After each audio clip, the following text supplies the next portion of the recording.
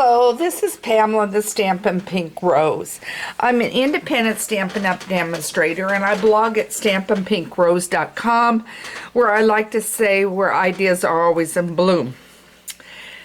So, today is our video on technique, and I wanted to go over something because I've got some girls that have said they've struggled with cutting out intricate dies. And we are getting an intricate die with the ornate right here. And in fact, I'm working on a class for the 1st of June that will be for ornate stamp set and dies. So I thought I'd go over it. Now, I'm going to go over several ways to do this. Not all techniques of doing this are going to work on your Big Shot, your die cutting machine. It's going to depend on how much shimming you're going to need to do, how many adjustments. So what I'm going to do is give you some suggestions.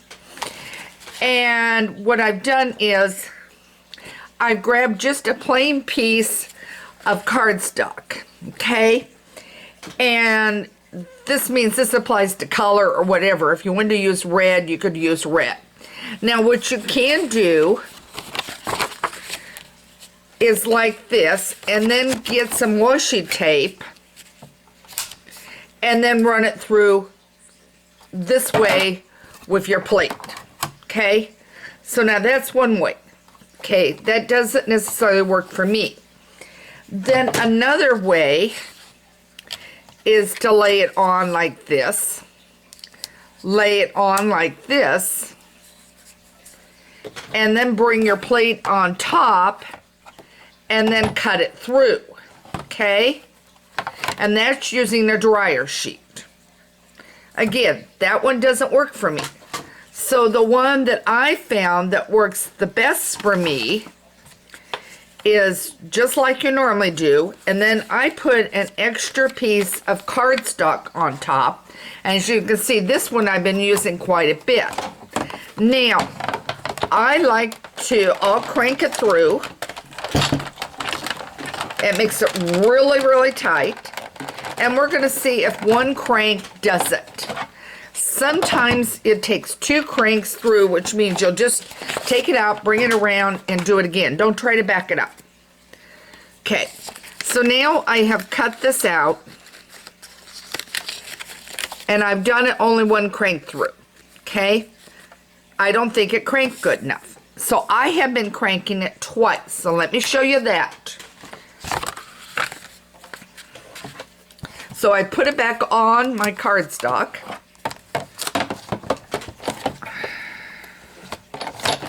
I crank it through.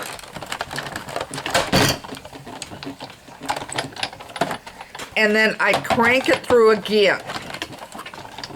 Now it's jostling the table, guys. So it's probably jostling the camera a little. This is why I don't do the Big Shot a lot on camera, because it does jostle my table. Now I'll take it away. And now I'll lift it up.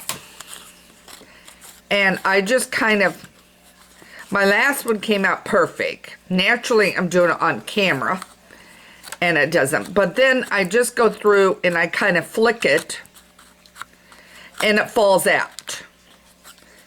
And you can always use take your pick tool, your piercing tool, to get the small little intercuts done on it. So the little holes in those you can do. You can use your brush. But when I cut this one a while ago, and I cut this one out over here, I did it just like I just did just a minute ago. And it came out perfect like this. So we can try one more of doing it the way I'm doing it. As I said, it's going to jostle the table. But see, it's coming out. You just may have to do a little bit, but I'm just doing it with my fingernail.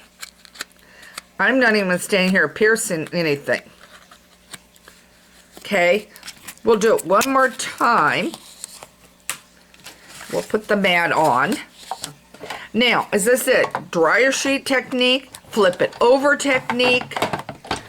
Okay, now as I said, the table's going to jostle. Here, now it popped. Now I'm going to put it back through. And it may have made a difference too, because I'm at the very end on how it cut, because I cut a few minutes ago when it was way up at the top. So here we go. About the same. And it may do better when it's at the very top, way up here, than down at the bottom. Try it, play around.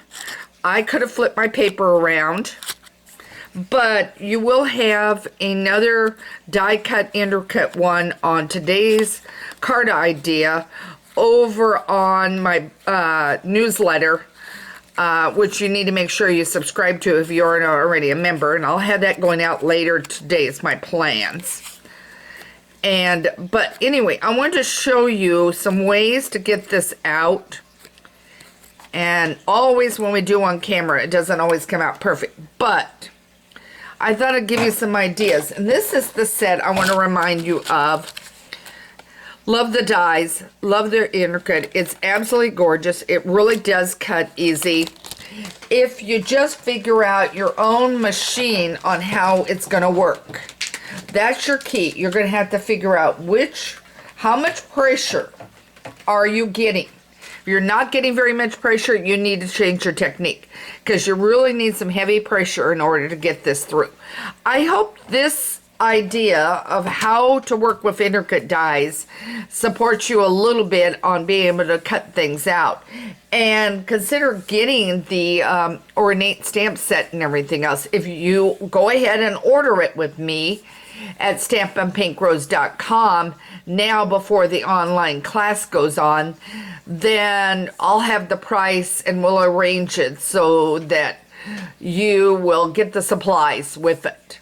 So if you order everything, then with a little extra you can be ordering from me the complete supplies. Otherwise you can just order the instructions. If you've already got the stamp set, you'll be able to just order the instructions too. So I'll have those up after the 1st of June. And I hope this gave you some ideas to get busy and do some intricate die cutting. Take care, and thanks for joining me at Stampin' Pink Rose, where ideas are always in bloom and I like to help you love to craft. Take care and thanks.